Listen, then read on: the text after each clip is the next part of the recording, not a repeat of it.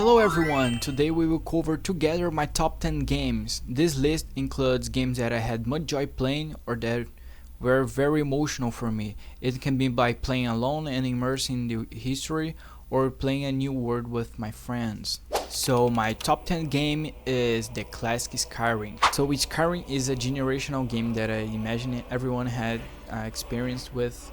It's a game that is an open world with magic, with new weapons, caves that you can explore. So it's such a great game that everyone should play. My top 9 game is Resident Evil 1, but the classic one. So why the classic one, you can imagine. So Resident Evil 1 Classic, it was the first game that I ever played.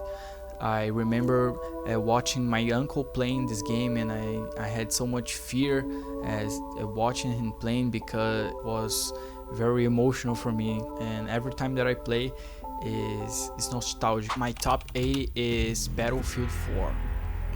It's a modern war combat game with incredible features like demolishing a building, and the audio effects really makes you feel into the battle, feel into the war. So I love playing this game and the feeling that this game has. And the top 7 is Rainbow Six Siege. Rainbow Six Siege is a tactical shooter. It is a game that you need to play as a team to accomplish the objectives. I remember playing with my friends, and that's why I love this game. My top 6 is Resident Evil 4. Who does not love this game? I really love Resident Evil 4. It's a game that I played for many years. Actually, every year I play this game again because I really love this, the classic one, the new one, and I love the history, the progression we have, the characters we play with. You really feel into the history, you know, so that's why I love Resident Evil 4. My top 5 is Destiny 1. So Destiny 1, it's amazing. So it's a game where we are in the future playing as characters who travels the worlds we have in the solar system. I had friends to play, and I had such a great time playing with them,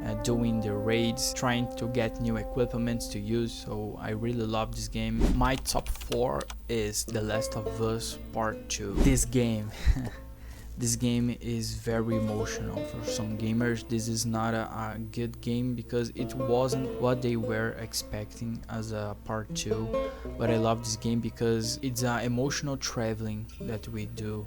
We play as Ellie, and in this game we are trying to get revenge to a person who killed a friend of us, and in this game we have the opportunity to play as the person who killed Ellie's friend.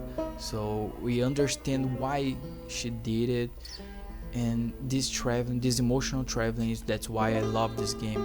You know, playing for the first time, understanding the both sides, and it's a game that it has great features like playing the mechanics, but the history is very deep. So that's why I love The Last of Us Part 2. Arriving at the podium, my top 3 game is Baldur's Gate 3. Baldur's Gate 3 is a realization of a dream that I had. I've played Dungeons and Dragons since I was 11 years old. Dungeons and Dragons is a tabletop game.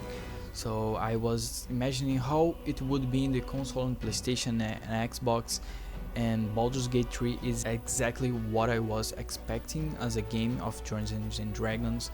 I love the history, the mechanics that they did. That's why Baldur's Gate 3 is in my podium. At the second place we have Detroit Become Human. Here we reached a point where the genre changes and become pure emotion.